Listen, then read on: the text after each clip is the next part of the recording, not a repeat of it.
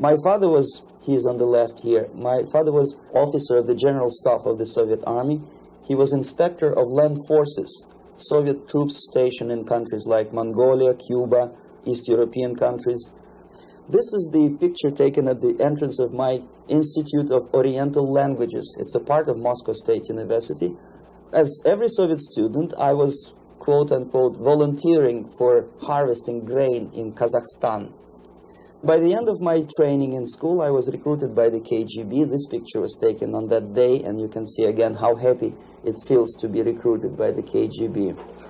Pay special attention to number of bottles on the table. One of my functions was to keep foreign guests permanently intoxicated the moment they land at Moscow airport. In 1967, the KGB attached me to this magazine, Look magazine. A group of 12 people arrived to USSR from United States to cover the 50th anniversary of October Socialist Revolution in my country. From the first page to the last page, it was a package of lies.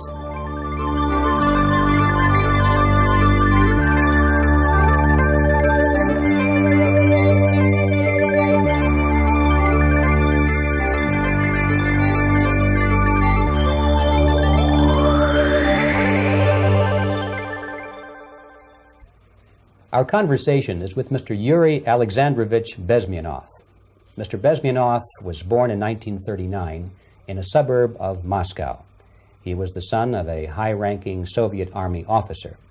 He was educated in the elite schools inside the Soviet Union and became an expert in Indian culture and Indian languages. He had an outstanding career with Novosti, which was the, and still is, I should say, the press arm or the press agency of the Soviet Union. It turns out that this is also a front for the KGB. One of his interesting assignments was to brainwash foreign diplomats when they visited Moscow. And he'll tell us a little bit about how they did this and how they planted information which eventually wound up in the press of the free world. He escaped to the West in 1970 after becoming totally disgusted with the Soviet system, and he did this at great risk to his life.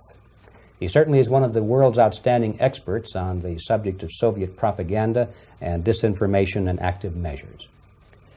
Mr. Bezmenov, I'd like to begin by having you tell us a little bit about some of your childhood memories. Well, the most vivid memory of my childhood was Second World War, or to be more precise, the end of the Second World War, when all of a sudden United States, from a friendly nation, which helped us to defeat Nazism, turned overnight into a deadly enemy.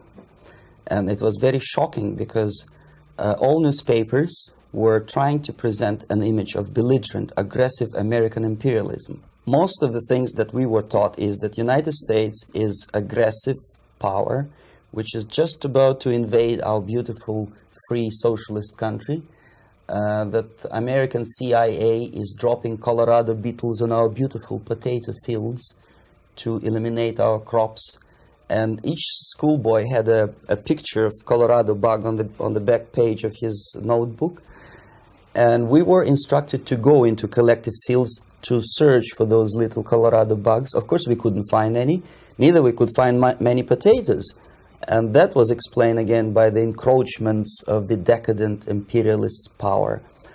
The anti-American paranoia, hysteria in the Soviet propaganda was to such of such a higher degree that many less skeptical people or less stubborn would really believe that United States is just about to invade our beautiful motherland, and some secretly hope that it will come true. That's interesting. Yes.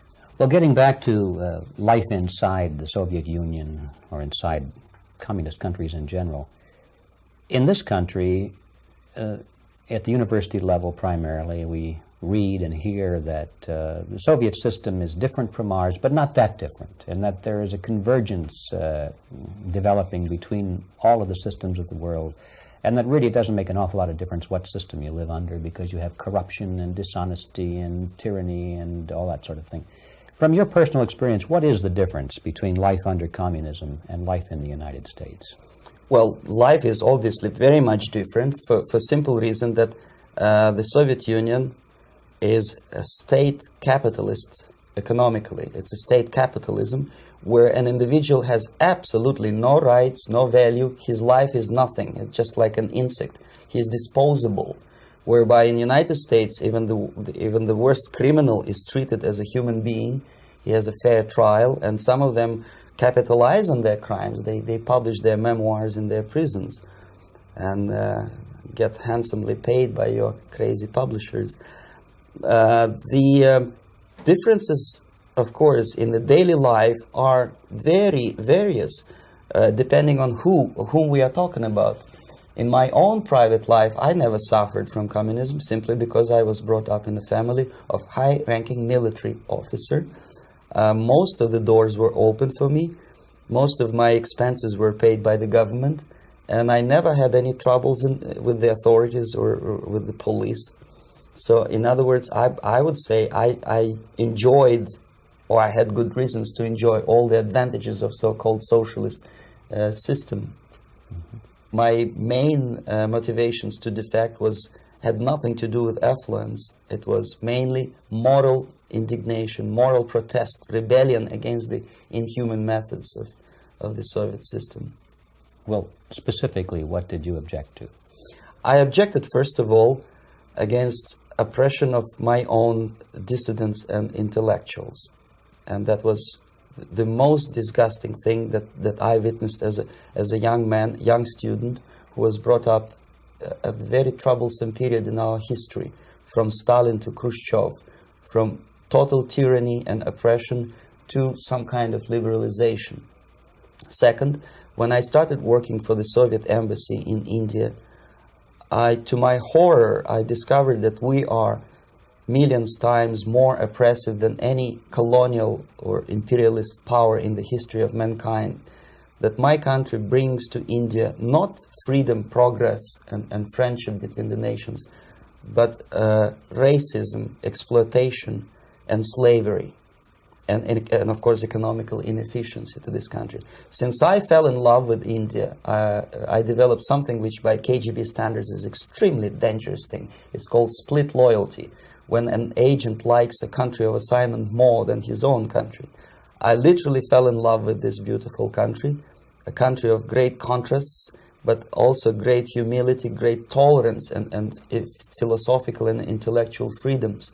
My ancestors used to live in caves and eat raw meat when India was a highly civilized nation 6,000 years ago. So obviously the choice was not to the advantage of my own nation. I decided to defect and to entirely dissociate myself from that brutal regime. Mr. Bezmenov, we've read a lot about the concentration camps and the slave labor camps under the Stalin regime. Now the general impression in America is that those things are part of the past. Are they still going on today, or what is the status? Yes. There is no qualitative change in the Soviet concentration camp system. There are changes in numbers of prisoners. Again, this is unreliable Soviet statistics. We don't know how many political prisoners are there in the Soviet concentration camps. But we sure know from various sources that at each particular time there are close to 25 to 30 million of Soviet citizens who are virtually kept as slaves in forced labor camp system. The size of the population of a country like Canada is serving terms as prisoners. Incredible. So I would say that those intellectuals who try to convince American public that concentration camp system is a thing of a past are either conscientiously misleading public opinion, or they are not very intellectual people. They're selectively blind. They lack intellectual honesty when they say that. Well, we've spoken about the intellectuals in this country and also the intellectuals in the Soviet Union. What about down at the broad mass level? Do the people in general, the working people, the workers in general in the Soviet Union, do they support the system? Do they tolerate it? What is their attitude? Well, average Soviet citizen, if there is such an animal, of course, does not like the system because it hurts, it kills. He may not understand the reasons. He may not have enough information or educational background to understand. But I doubt very much there are many people who are conscientiously supporting the Soviet system. There are not such people in USSR. Even those who have all the reasons to enjoy socialism, people like myself, who were a member of journalistic elite, they also hate the system for different reasons, though. Not because they lack material affluence, but because they are unfree to think, they're in constant fear, duplicity, split personality.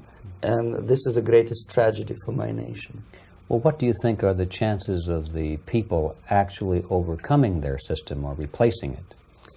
There is a great possibility that system will sooner or later be destroyed from within. There is a self-destructive mechanism built into any socialist or communist or fascist system, because there is lack of feedback, because the system does not rely upon loyalty of population.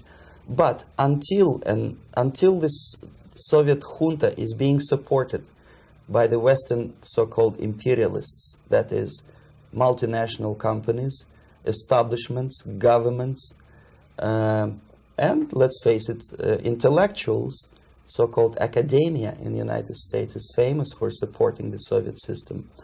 As long as the Soviet junta will keep on receiving credits, money, technology, grain deals, and political recognition from all these traitors of democracy or freedom, there is no hope, there is not much hope for changes in my country, and the system will not collapse by itself simply because it's being nourished by so-called American imperialism. This is the greatest paradox in history of mankind, when capitalist world supports and actively nourishes its own destructor. I think you're trying to tell us something. Oh, in yes. This country. Mm-hmm. I'm trying to tell you that it has to be stopped unless you want to end up in Gulag system and enjoy all the advantages of socialist equality. Working for free, catching fleas on your body, sleeping on the planks of plywood in Alaska this time, I guess. That's where Americans will belong, unless they will wake up, of course, and force their government to stop aiding Soviet fascism. Well, you told us a moment ago why you left the system. I'd like to hear the details of how you did it. It must have been a very dangerous thing. It was not so dangerous, it was crazy. First of all, because defecting in India is virtually impossible, thanks to very strong pressure from the Soviet government. Excuse me, you were in India on assignment at Yes, that time. I was working for the Soviet embassy in New Delhi as a press officer. Mm-hmm. And defecting for a Soviet diplomat is next to impossible. It's a suicide, as I said, because a great friend Indira Gandhi pushed a law through parliament which says, and I quote, "No defector from any country has the right of political asylum in any embassy on the territory of Indian Republic," which is a masterpiece of hypocrisy. No other defector but a Soviet one needs a political asylum. So, knowing that perfectly well, I planned a craziest possible way to defect. I studied counterculture in India. There were thousands of young American boys and girls with no shoes, long hair, smoking hash and marijuana, studying sometimes Indian philosophy, sometimes simply pretending that they studied. And they greatly annoyed Indian police, and they were laughing stock of Indians because obviously they were good-for-nothing students. I studied carefully where they congregate, what routes they travel, what language they speak, what do they smoke. And one day I simply joined a group of hippies to avoid detection of Indian police. I was dressed as a typical hippie with blue jeans, long kameez shirts with all kind of nice decorations like beads, long hairs, I bought a wig, because for several weeks I had to turn myself from a conservative Soviet diplomat into a very progressive American hippie. And that was the only way that I could avoid detection. It was very interesting experience, but it was necessary, because from my own knowledge as a member of Soviet embassy staff, I knew that there were many cases when Soviet defectors were betrayed by Indian police, and also some Western embassies played a very dirty role in betraying the Soviet defectors. According to our information, they were some, I wouldn't call them double agents, but simply immoral people working for the United States embassy, and confiding in people like this would be a suicide. So I had to be extremely careful. I could not trust anyone, and that was the reason for such a crazy way to defect. Well, had you been caught in the act of trying to get out, what would have happened to you? Oh, most likely I would end up in concentration camp, or, depending on the situation and on the whim of some bureaucrat in KGB, maybe even executed. This is normal practice. Quietly, of course, not publicly. But that would be the end of my defection, of course.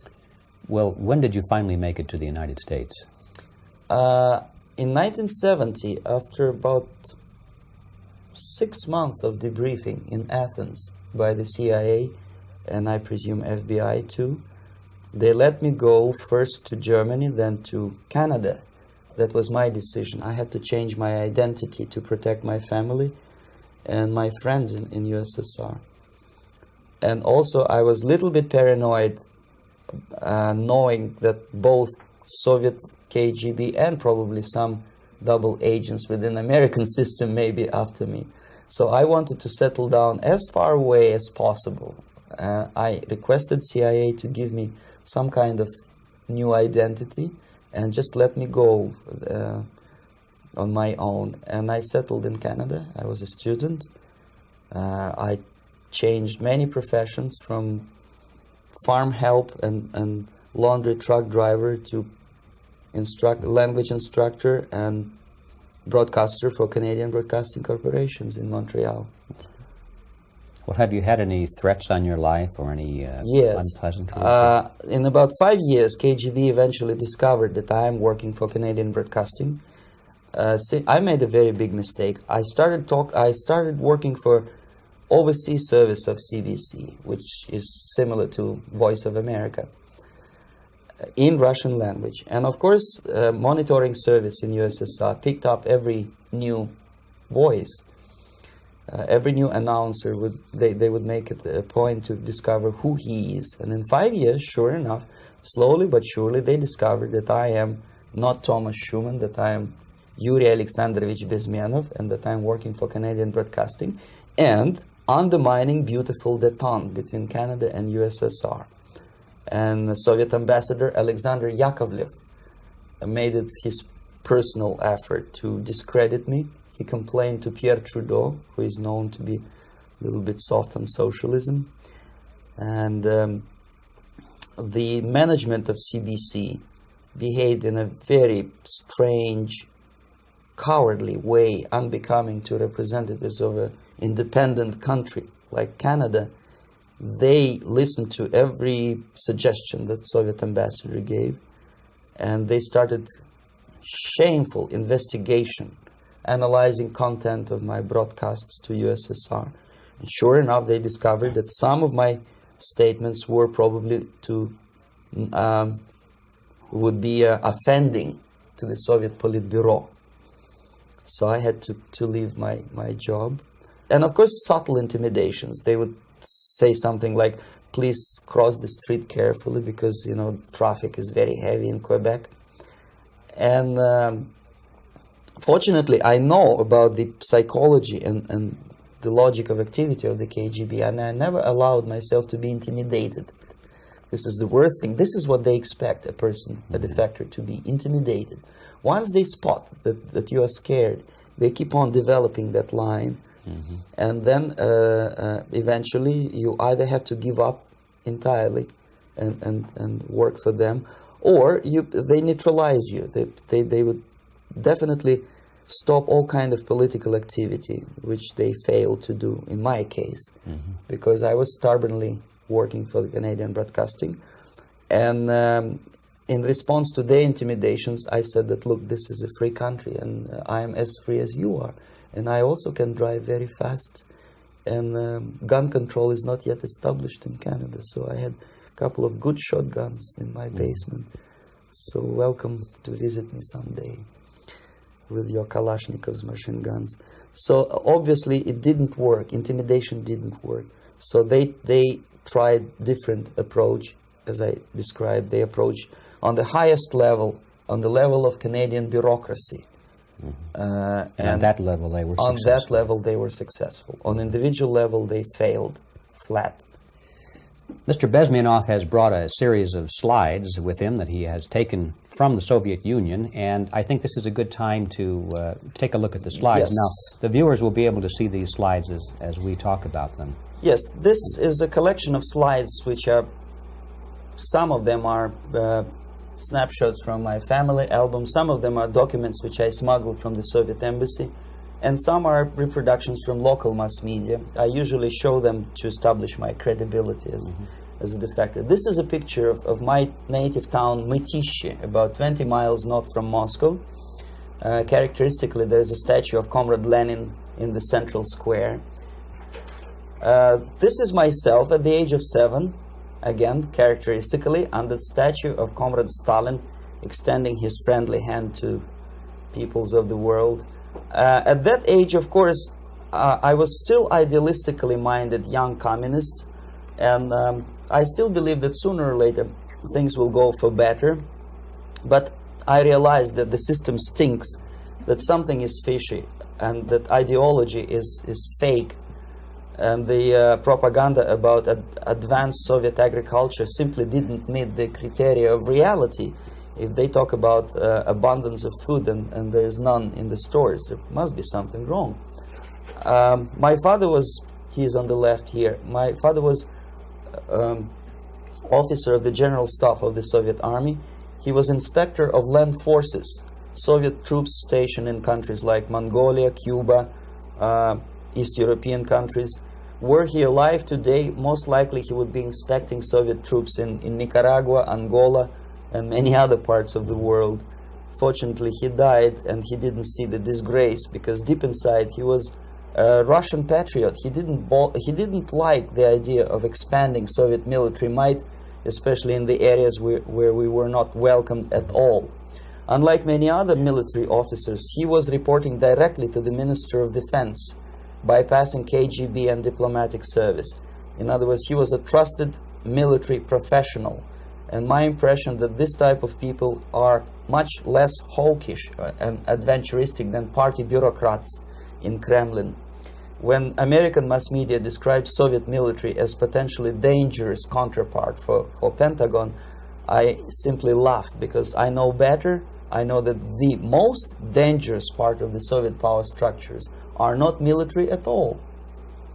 Most likely, if they come to power in my country, they'll be more sensible negotiators for nuclear disarmament and withdrawal of the Soviet troops from many parts of the world. But if someone from the party structure or the KGB structure were to give the orders for a military intervention, they have to obey. They would follow. Because they are professional military. But they, you see, the triangle of power and hate in USSR is the party at the top, the party elite, the oligarchy of the party, then the military and the KGB at the bottom.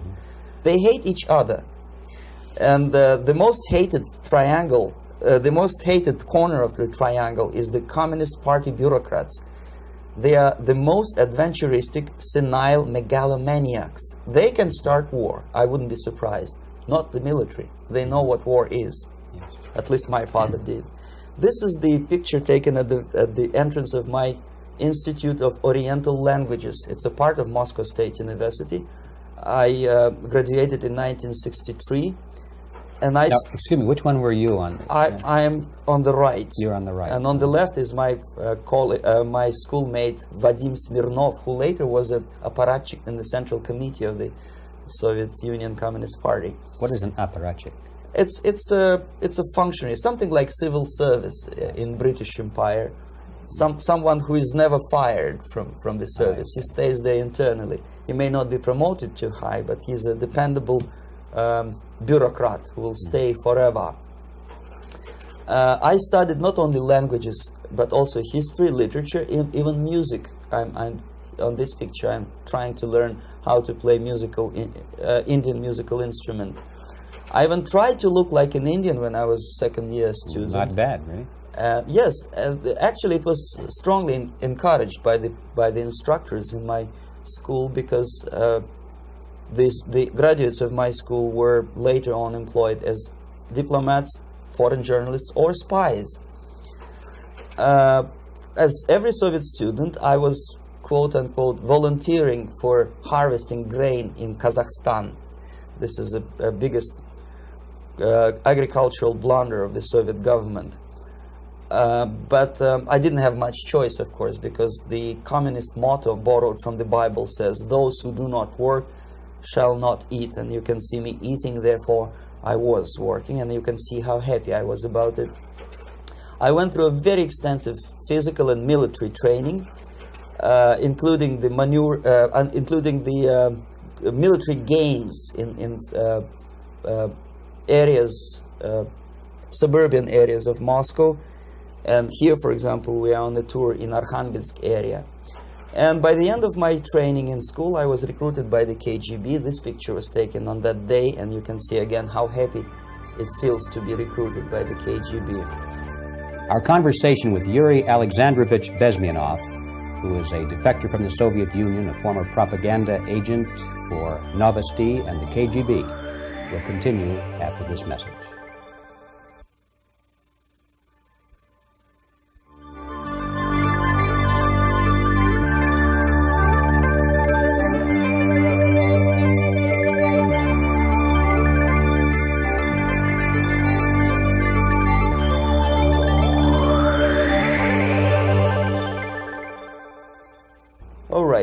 As every student in USSR, I went through very extensive physical and military training and civil defense training too. Unlike in the United States, where civil defense is virtually non-existent, zero.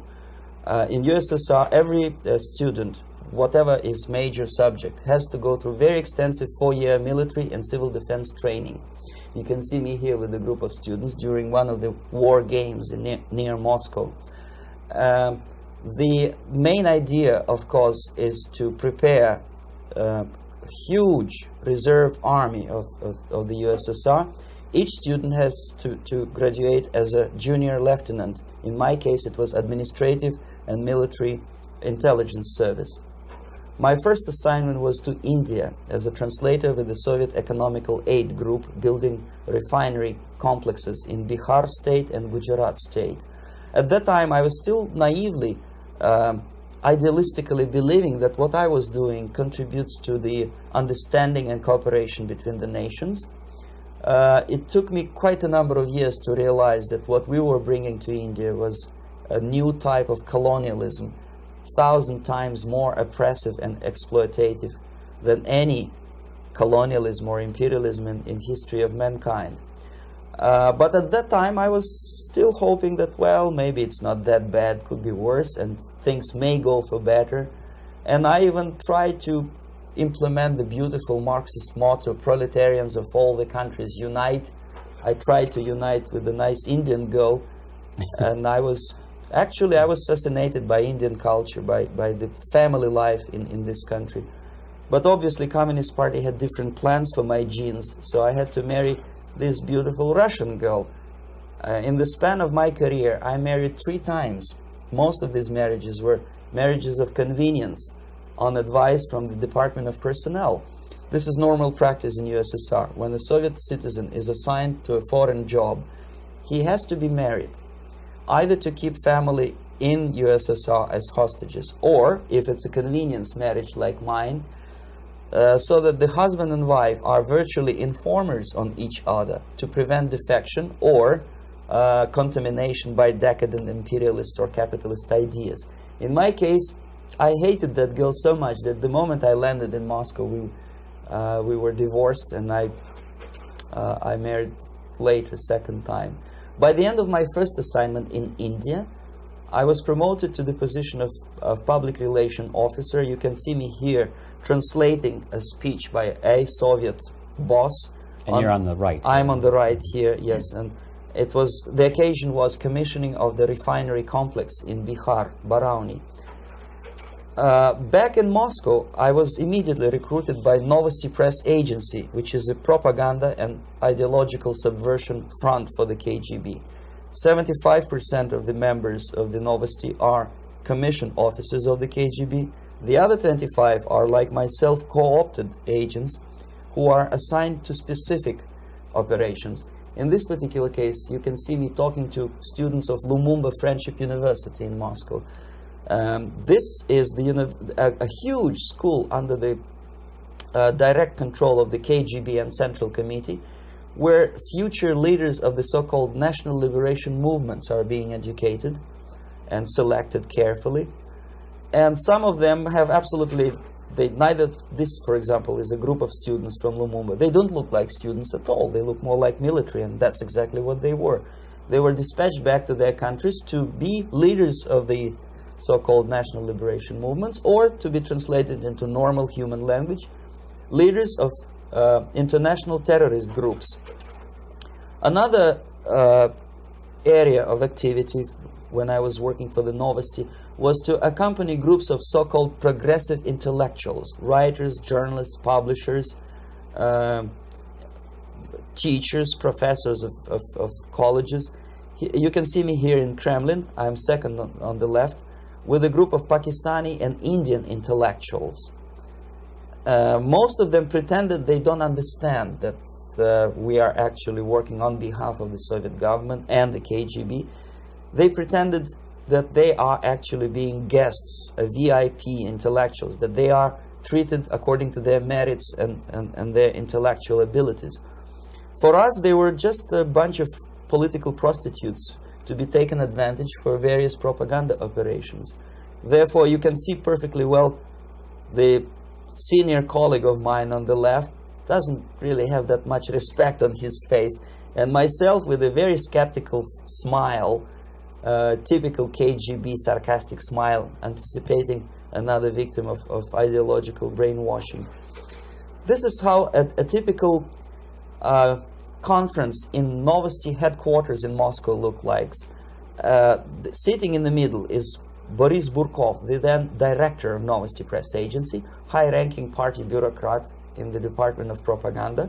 I am standing next to a famous Indian poet, Sumitranandan Pant. He was famous because he was an author. He was the author of a famous poem titled Rhapsody to Lenin. That's why he was invited to USSR, and everything was paid by the Soviet government. Pay special attention to number of bottles on the table. This is one of the ways to kill the awareness or curiosity of foreign journalists. One of my functions was to keep foreign guests permanently intoxicated the moment they land at Moscow airport. I had to take them to the VIP lounge and toast to friendship and understanding between the nations of the world. Glass of vodka, then a second glass of vodka. And in no time, my guests would be feeling very happy. They would see everything in kind of pink, nice color. And that's the way I had to keep them permanently for the next 15 or 20 days. At a certain point in time, I had to withdraw alcohol from them so that some of them, who are the most recruitable, would feel a little bit shaky, guilty, trying to remember what they were talking last night. That's the time to approach them with all kind of nonsense, such as joint communique or statement for Soviet propaganda. That's the time they are the most flexible. And of course, what they didn't understand, they didn't realize or pretended not to realize, that myself, who was drinking together with them, was not drinking at all. I had ways to get rid of alcohol through various techniques, including special pills which were given to me by my colleagues.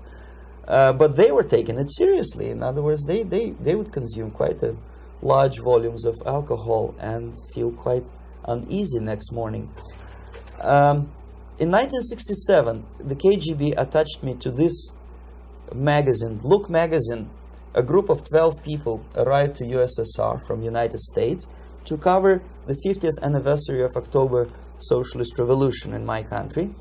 From the first page to the last page, it was a package of lies, propaganda cliché, which were presented to American readers as opinions and deductions of American journalists. Nothing could be far from truth. These were not opinions. They were not opinions at all. They were the clichés which the Soviet propaganda wants American public to think that they think. If it does make any sense at all. It sure does, because from the viewpoint of the Soviet propaganda, although there are some subtle criticisms of the Soviet system, the basic message is that Russia today is a nice, functioning, efficient system supported by majority of population. That's the biggest lie. And of course, American intellectuals and journalists from Look magazine elaborated on that untruth in various different ways. They intellectualized that lie. They found all kinds of justifications for telling lies to American public. Excuse me, it was partly your job to make sure that they got these ideas, yes, and accepted them as their own ideas. Right. Actually, even before they arrived to USSR, and they paid astronomical sum of money for that visit, they were submitted, this Novosti Press Agency developed so-called backgrounders, 20-25 pages of information and opinions which were presented to the journalists even before they bought their tickets to Moscow. They had to analyze the situation, and judging on their reaction to that backgrounder, the local Novosti representative or local Soviet diplomat in Washington, D.C. would assess whether they be given visa to USSR or not. So they were selected ahead of time. Yes, they were pre-selected very carefully, and there is not much chance for honest journalists to arrive to USSR and to stay there for 1 year and to bring this package of lies back home. This, for example, is a centerfold of the Look magazine. They presented this monument erected by Communist Party in Stalingrad as the symbol, personification of Russian military might. And they said in the article, which is published on the site, that Soviets are very proud of the victory in the Second World War. This is another big myth, a lie. No sensible people would be proud to lose 20 millions of their countrymen in a war which was started by Genoese Hitler and Comrade Stalin and paid by American multinationals. Most of the Soviet citizens look at this type of monuments with disgust and sorrow, because every family lost father, brother, sister, or child in the Second World War. Yet American journalists who were trying to appease, to please their hosts, presented this picture on the centerfold as the symbol and personification of Soviet national, they call it Russian national spirit. And it was greatest misconception and a very tragic misunderstanding. Of course, Look magazine was not distributed in USSR. The main audience was in the United States. But I presume that many Americans, millions of Americans who were reading Look magazine at that time, had absolutely wrong idea about the sentiments of my nation, about what the Soviets are proud of and what they hate. This is a group, you see the same lady with the sword in Stalingrad. This is the group of journalists. Myself is in the center with the same devilish smile. And Mr. Philip Harrington is on the extreme left there with his camera.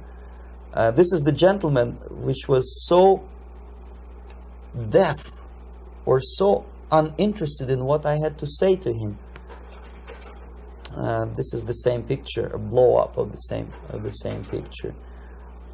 Many guests from various countries, in this particular case from Asia and Africa, were taken by me as a Novosti Press Agency employee for a tour across Siberia, for example. We would show them typical kindergarten, you see, nothing special by American standards, just nice children sitting, eating their breakfast or lunch.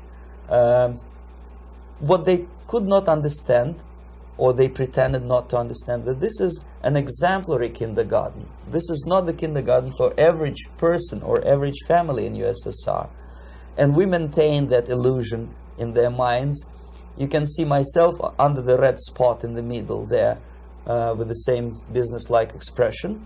I'm doing my job. That's what I'm assigned to do, and that's what I was paid to do. But deep inside, I still hope that at least some of these useful idiots would understand that what they are looking at has nothing to do with the level of affluence in my nation. This is a better picture which reflects the true spirit of the Soviet childhood. This picture was printed in a Canadian government publication by mistake. In the middle, you can see children playing on a small courtyard, and the caption goes, "This is a typical kindergarten in Siberia." What these idiots didn't understand, that it is not kindergarten at all. It is a prison for children of political prisoners. But there was not a single mentioning that what they were visiting actually was an area of concentration camps. And the job of people like myself to help them to not to notice that they are actually talking to prisoners. Most of the children were dressed, especially on the occasion of the foreigners' visit. Of course, there were no corpses on the ground. There were no machine gun guards. And well, it looks not very pleasant, as you see. It looks dull, but obviously it does not create an impression that this is actually a prison. Well, did any of the journalists have the curiosity to ask about prisons and that kind of thing? Yes. They were in Siberia. This Yes. is what you associate. Yes, some of them asked questions, and naturally we would give them, for the stupid question, we give them stupid answer. No, there are no prisons in Siberia. No, most of the people who you see are free citizens of USSR. They are very happy to be here, and they are contributing to the glory of the socialist system. Some of them pretended that they believe what I was telling them, and most of them, we may discuss it later, what are the motivations of these people? Why would they stubbornly bring lies to their own population through their own mass media? I have various answers to this. There is not a single explanation. It's a complex of explanations. It's fear, pure biological fear. They understand that they are on the territory of an enemy state, a police state. And just to save their rotten skins and their miserable jobs, their affluence back home, they would prefer to tell a lie than to ask truthful questions and report truthful information. Second, most of these schmucks were afraid to lose their jobs, because obviously if you tell truth about my country, you will not last long as a correspondent of New York Times or Los Angeles Times. They will fire you. What kind of correspondent are you? You obviously cannot find common language with Russians if they kick you out in 24 hours. So just by trying to be conformist to their own editorial bosses, they tried not to offend the sentiments of the Soviet administrators and people like myself. Deep inside, I hope they would insult my or offend my sentiments. Obviously, they preferred not to. Another reason, I refuse to believe it, but obviously there is another reason. Obviously, it's a greed. These people earn a lot of money. When they come back to USA, they claim that they are experts on my country. They write books which sells in million copies, titled like Russians, The Truth About Russia. Most of it is lie about Russia. Yet they claim to be Sovietologists. They play back myths about my country, the propaganda cliches. Yet they stubbornly resist the word of truth. If a person like Solzhenitsyn is either defecting or kicked out of USSR, they try all their best to discredit him and to discourage him. I don't have much chance to appear on national network with a true story about my country. But a useful idiot like Hendrik Smith or Robert Kaiser, they are big heroes. They come back from USSR. They say, oh, we were talking to dissidents in Russia. Big deal. Soviet dissidents are chasing American correspondents in the streets, and they are cowardly escaping from these contacts. For some strange reason, if you want to know more about Spain, you refer to Spanish writers. If you want to learn more about French, you read French writers. Even about Antarctica, I bet you would read Penguins. Only about the Soviet Union, for some strange reason, you read Hendricks and Schmendricks and all kinds of Kissingers, because they claim that they know more about my country. They know nothing, or next to nothing, or they pretend that they know more than they actually do.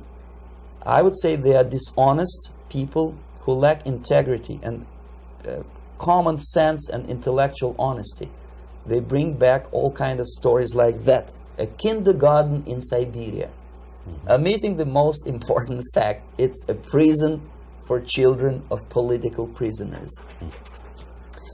Another greatest example of monumental idiocy of American politicians. Edward Kennedy was in Moscow, and he thought that he is a popular, charismatic American politician who is easygoing, who can smile, dance at the wedding in Russian Palace of Marriages. What he did not understand, or maybe he pretended not to understand, that actually he was being taken for a ride. This is a staged wedding, especially to impress foreign media or useful idiots like Ed Kennedy. Most of the guests there, they had security clearance, and they were instructed what to say to foreigners. This is exactly what I was doing. You can see me in the same damn wedding palace in Moscow where Ed Kennedy was dancing here. You see, smiling. He thinks he's very smart. From the viewpoint of Russian citizens who observe this idiocy, he's narrow-minded, egocentrical idiot who tries to earn his own popularity through participation in propaganda farces like this. Here you can see myself. On the right, again, exemplary Soviet bride. On the left, 3 journalists from various countries, Asia, Africa, and Latin America. Obviously, they enjoying the situation. They will go back home and write the reports. We were present on a regular Soviet wedding. They were not present on a regular Soviet wedding. They were present, they were parts of a farce, of a circus performance.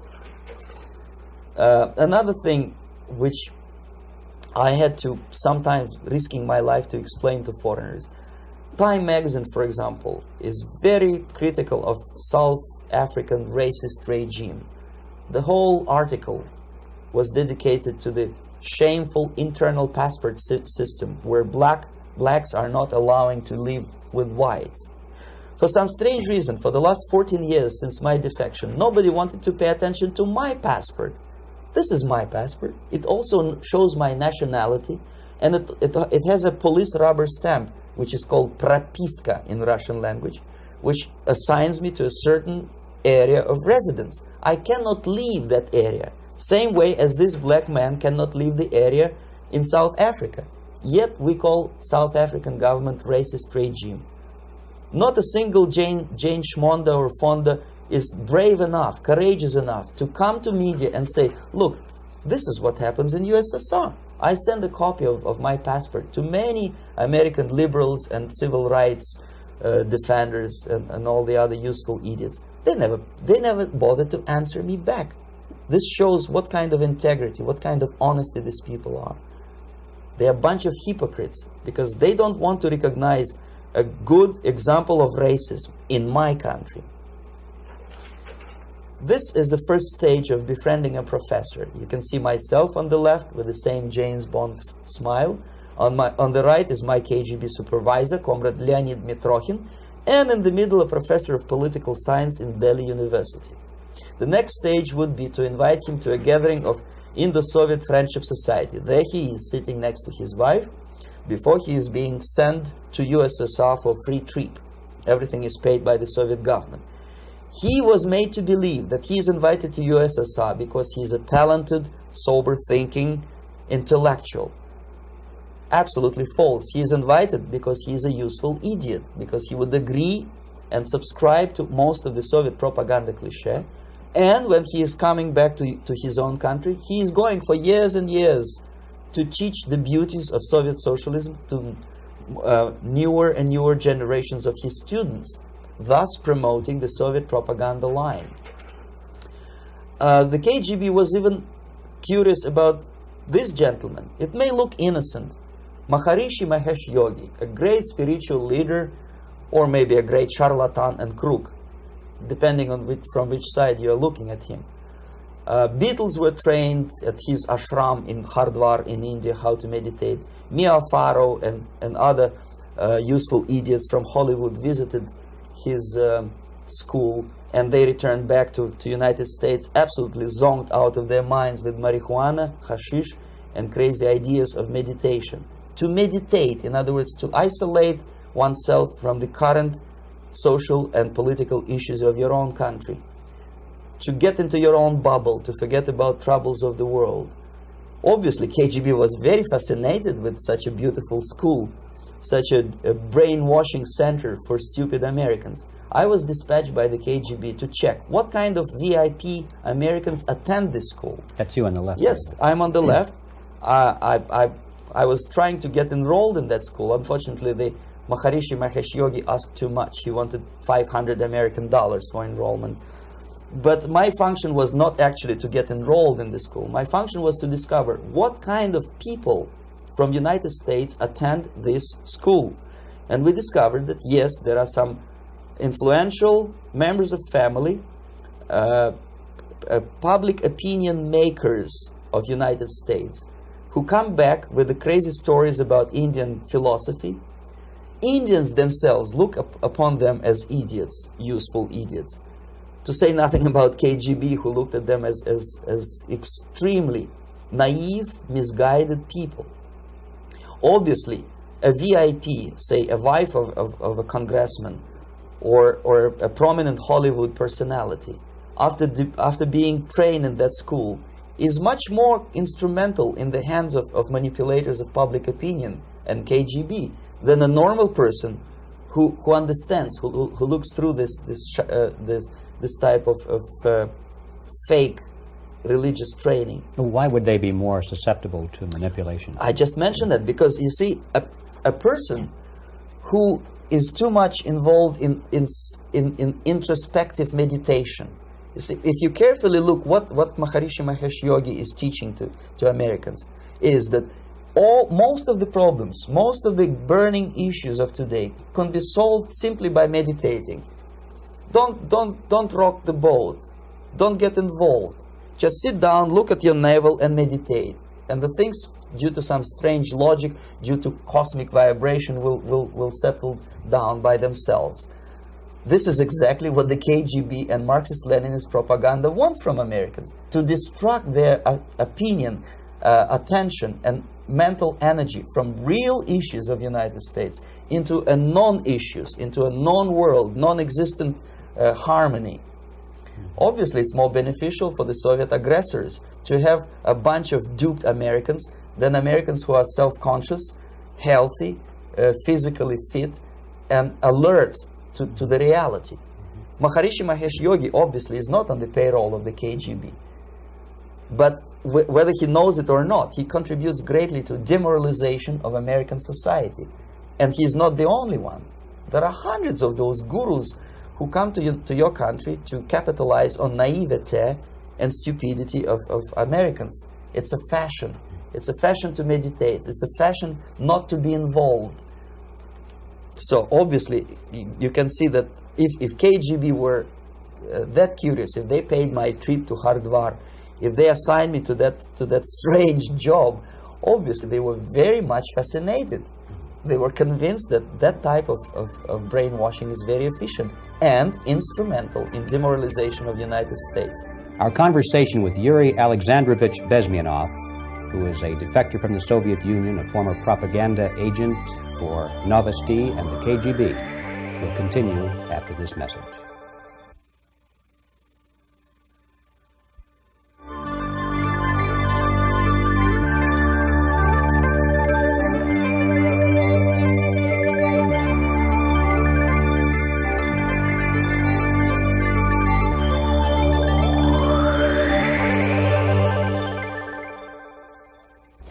This picture shows the part of the building of USSR embassy, and my supervisors. On the left is Comrade Mehdi, an Indian communist, and on the right, Comrade Mitrokhin, my supervisors in the secret department of research and counter-propaganda. It has nothing to do with either research or counter-propaganda. Most of the activity of that department was to compile huge volume of information on individuals who were instrumental in creating public opinion.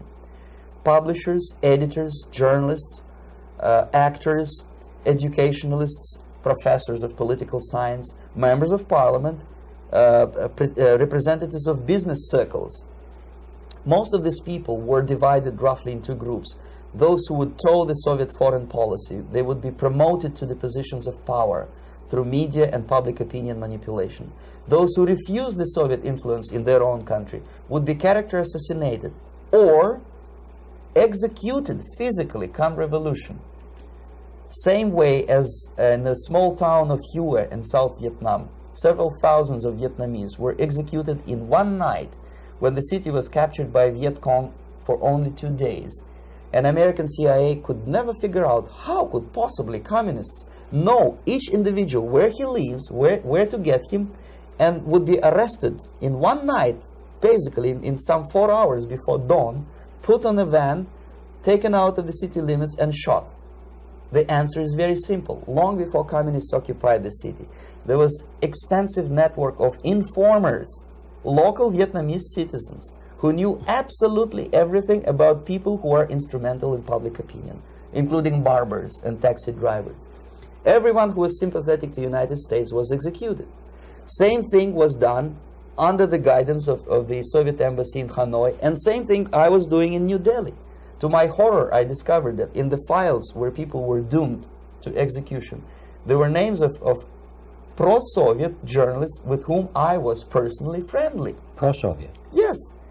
They were idealistically minded leftists who made several visits to USSR, and yet the KGB decided that come revolution or drastic changes in political structure of India, they will have to go. Why is that? Because they know too much. Simply because, you see, the useful idiots, the leftists who are idealistically believing in the beauty of Soviet socialist or communist or whatever system, when they get disillusioned, they become the worst enemies. That's why my KGB instructors specifically made a point, never bother with leftists. Forget about these political prostitutes. Aim higher. This was my instruction.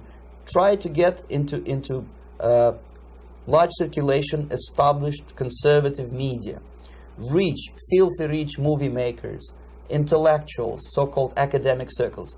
Cynical, egocentric people who can look into your eyes with angelic expression and tell you a lie. These are the most recruitable people, people who lack moral principles, who are either too greedy or too suffer from self-importance. They feel that they matter a lot. These are the people who KGB wanted very much to recruit. But to eliminate the others, to execute the others, don't they serve some purpose? Wouldn't they be the ones they rely on? They serve purpose only at the stage of destabilization of a nation. For example, your leftists in United States, all these professors and all these beautiful civil rights defenders, they are instrumental in the process of the subversion only to destabilize the nation.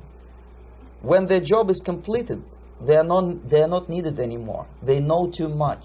Some of them, when they get disillusioned, when they see that Marxist-Leninists come to power, obviously they get offended. They think that they will come to power. That will never happen, of course. They will be lined up against the wall and shot. But they may turn into the most bitter enemies of Marxist-Leninists when they come to power. And that's what happened in Nicaragua. You remember most of these former Marxist-Leninists were either put to prison or one of them split, and now he's working against Sandinistas. It happened in Grenada when Maurice Bishop was already a Marxist. He was executed by a new Marxist who was more Marxist than this Marxist. Same happened in Afghanistan when first there was Taraki, he was killed by Amin, then Amin was killed by Babrak Karmal with the help of KGB. Same happened in Bangladesh when Mujibur Rahman, very pro-Soviet leftist, was assassinated by his own Marxist-Leninist military comrades. It's the same pattern everywhere. The moment they serve their purpose, all the useful idiots are either be executed entirely, all the idealistically minded Marxists, or exiled or put in prisons, like in Cuba. Many former Marxists are in Cuba, in prison. So most of the Indians who were cooperating with the Soviets, especially with our Department of Information of the USSR Embassy, were listed for execution.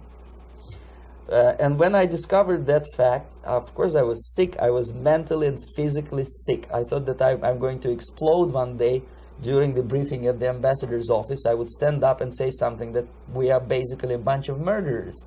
That's what we are. It has nothing to do with friendship and understanding between the nation and blah, blah, blah.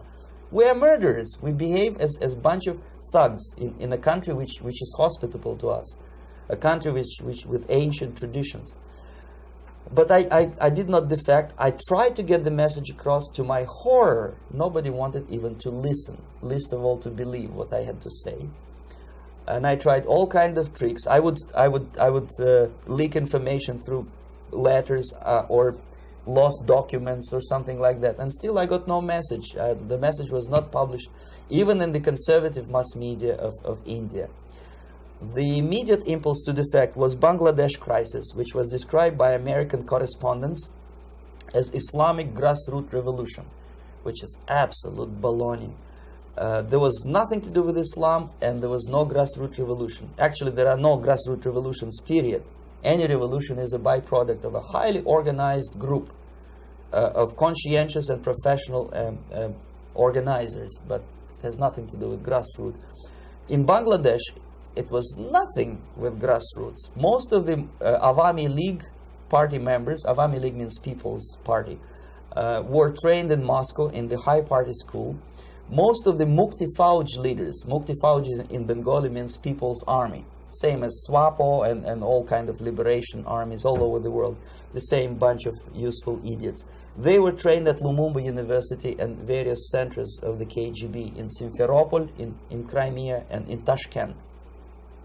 So when I saw that Indian territory is being used as a jumping board to destroy East Pakistan, I saw myself thousands of so-called students traveling through India to East Pakistan, through the territory of India, and Indian government pretended not to see what's going on. They knew perfectly well, the Indian police knew it, the intelligence department of the Indian government knew it, the KGB of course knew it, and the CIA knew it. That was most infuriating, because when I defected and I explained to the CIA debriefers they should watch out because East Pakistan is going to erupt any moment, they said I was reading too many James Bond novels. Anyway, so East Pakistan was doomed. One of my colleagues in the Soviet consulate in Calcutta, when he was dead drunk, he ventured into the basement to relieve himself, and he found big boxes which said printed matter to Dhaka University. Dhaka is the capital of East Pakistan. And since he was drunk and curious, he opened one of the boxes and he discovered not printed matter. He discovered Kalashnikov guns and ammunition in there. Anyway, it's a long story. When I saw the preparations for the invasion into East Pakistan, obviously I wanted to defect immediately. The only thing I couldn't at that time make up my mind when and where and how. One of the reasons, of course, you see, I was in love with India. I mentioned that before. I spoke the languages. I socialized with people. And I understood that I had to act fast unless I want this beautiful country to be permanently and irreparably damaged by our presence. One of the reasons not to defect was, as you can see, I was living in relative affluence. Who the hell in a normal mind would defect and do what? To be abused by your media?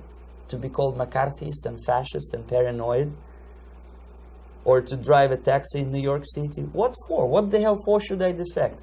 To be abused by Americans? To be insulted in exchange for my effort to bring the truthful information about impending danger of subversion? As you can see, I was living in quite a comfortable conditions next to swimming pool, where Indians were not allowed, by the way. I was highly paid expert in propaganda. I had my family. I was respected by my nation. My career was cloudless. The third reason, how to defect with the family. To defect with the baby and the wife would be virtual suicide, because according to law, that hypocritical law which I quoted before, the Indian police will have to hand me over back to the KGB, and that will be the end of my defection and probably my life. Again, I cannot smuggle my wife because she was not quite sure what I was doing. She was not that idealistically involved, and she was definitely not in the total picture of what I was doing for the KGB. She would be shocked if I you know, put her in my van and drive her to the American embassy or elsewhere. That would be a greatest danger.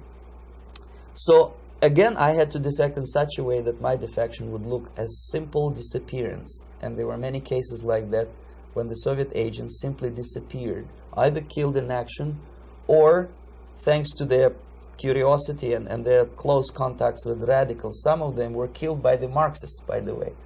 It happened in many African countries when the Soviet KGB were killed by Africans themselves. Not because they hated Marxism-Leninism, but because they were simply trigger-happy bunch of unruly characters. If you give them a machine gun, they will shoot.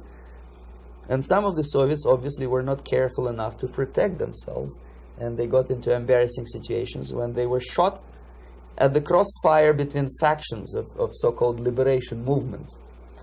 Anyway, so I decided, as I said, to study the counterculture. I decided this probably would be the best way to disappear. I socialized with characters like this. On the left, you see, he's a barefoot American hippie. It took me quite a long time to study exactly what they were doing and how to mix with them. But eventually I did it. Most of Indian newspapers carried my picture and promise of 2,000 rupees for information about my whereabouts. But they were looking for the wrong person, because they obviously tried to stop a young Soviet diplomat in white shirt and tie, and this is how I looked at the time of defection. Nobody could possibly think that a Soviet diplomat would be as crazy as to join a bunch of hippies. That's you. Yes, travel India and smoke hash. So I made it literally almost like a Hollywood-style detective story. From under the nose of the KGB in Bombay airport, I landed a plane and I flew to Greece, where I was debriefed by the CIA. That's basically that's all for my slides. We can turn off the projector, and that's very interesting. Well, you spoke several times before about ideological subversion. That is a phrase that I'm afraid some Americans don't fully understand. When the Soviets use the phrase ideological subversion, what do they mean by it? Ideological subversion is the process which is legitimate, overt, and open. You can see it with your own eyes. All you have to do, all American mass media has to do, is to unplug their bananas from their ears, open up their eyes, and they can see it. There is no mystery. There is nothing to do with espionage. I know that espionage intelligence gathering looks more romantic.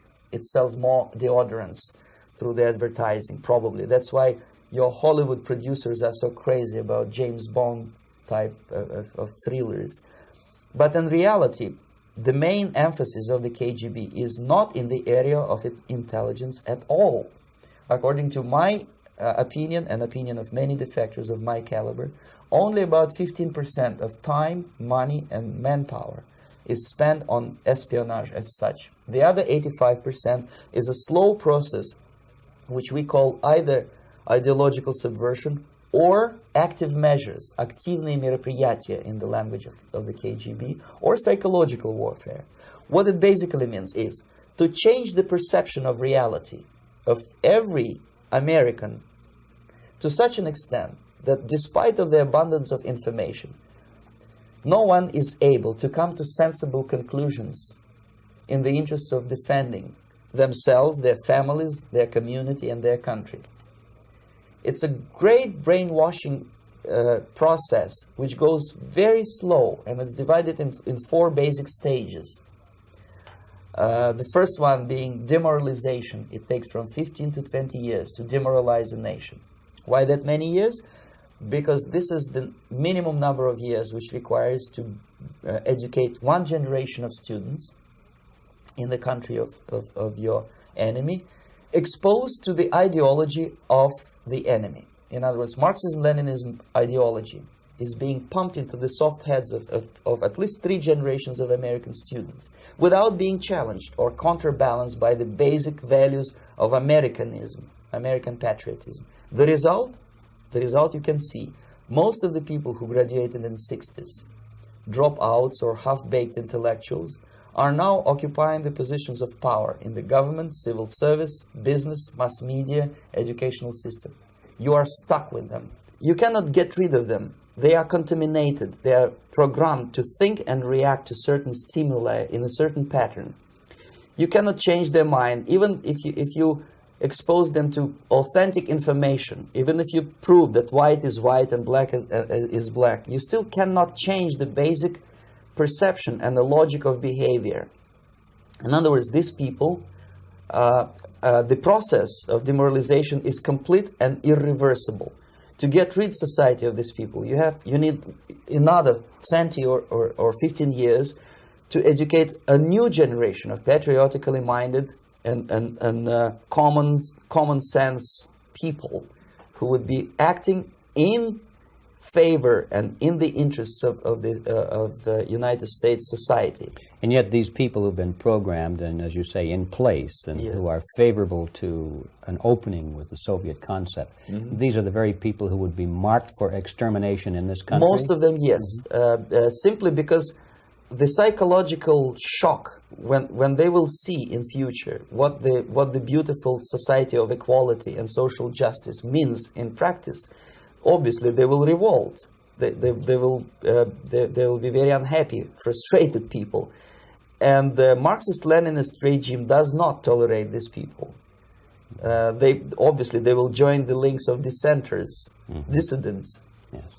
Unlike in present United States, there will be no place for dissent in future Marxist-Leninist America. Here you can get popular like Daniel Ellsberg and filthy rich like Jane Fonda for being dissident, for criticizing your Pentagon. In future, these people will be simply squashed like cockroaches. Nobody is going to pay them nothing for their beautiful, noble ideas of equality. This they don't understand, and it will be a greatest shock for them, of course. The demoralization process in the United States is basically completed already. For the last 25 years. Actually, it's overfulfilled because demoralization now reaches such areas where previously not even Comrade Andropov and all his experts would even dream of such a tremendous success. Most of it is done by Americans to Americans, thanks to lack of moral standards. As I mentioned before, exposure to true information does not matter anymore. A person who was demoralized is unable to assess true information. The facts tell nothing to him. Even if I shower him with information, with authentic proof, with documents, with pictures, even if I take him by force to the Soviet Union and show him concentration camp, he will refuse to believe it until he is going to receive a kick in his fat bottom. When a military boot crashes his balls, then he will understand, but not before that. That's the tragic of the situation of demoralization. So basically, America is stuck with demoralization, and unless, even if you start right now, here, this minute, you start educating new generation of Americans, it will still take you 15 to 20 years to turn the tide of ideological perception of reality back to normalcy and patriotism. The next stage is destabilization. This time, subverter does not care about your ideas and the patterns of your consumption. Whether you eat junk food and get fat and flabby, doesn't matter anymore. This time, and it takes only from 2 to 5 years to destabilize a nation, what matters is essentials: economy, foreign relations, defense systems. And you can see it quite clearly that in some areas, in such sensitive areas as defense and economy, the influence of Marxist-Leninist ideas in the United States is absolutely fantastic. I could never believe it 14 years ago when I landed in this part of the world that the process will go that fast.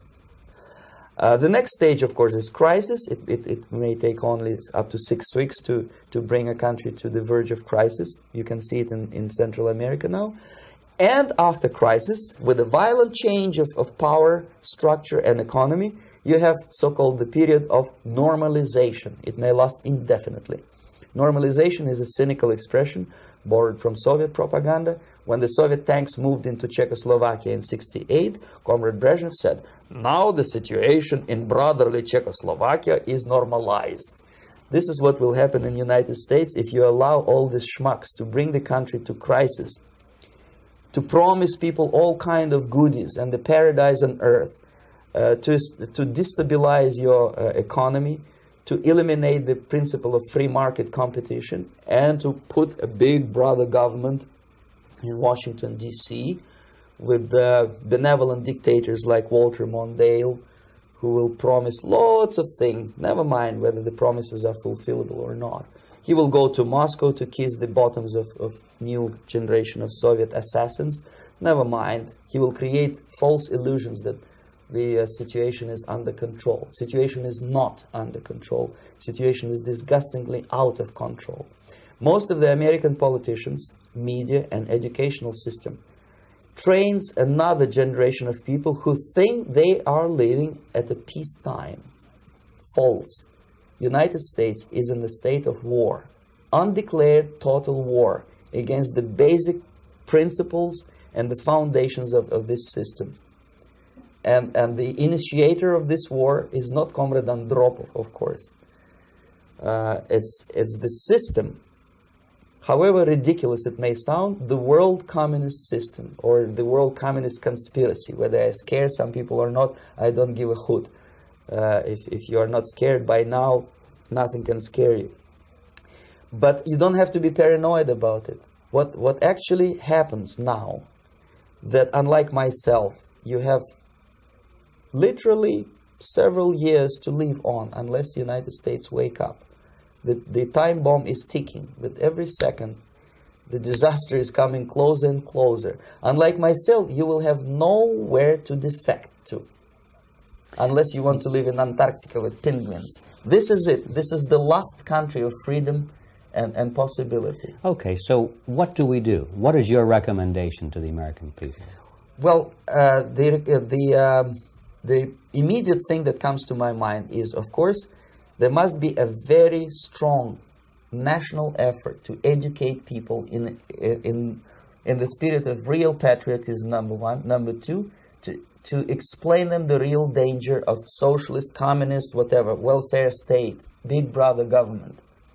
If people will fail to grasp the impending danger of that development, nothing ever can help United States. You may kiss goodbye to your freedom, including freedoms to homosexuals, to prison inmate. All these freedoms will vanish, evaporate in 5 seconds, including your precious lives. The second thing, the moment at least part of United States population is convinced that the danger is real, they have to force their government. And I'm not talking about sending letters, signing petitions, and all this beautiful, noble activity. I'm talking about forcing United States government to stop aiding communism. Because there is no other problem more burning and urgent than to stop the Soviet military-industrial complex from destroying whatever is left of the free world. And it is very easy to do. No credits, no technology, no money, no political or diplomatic recognition, and of course no such idiocy as grain deals to USSR.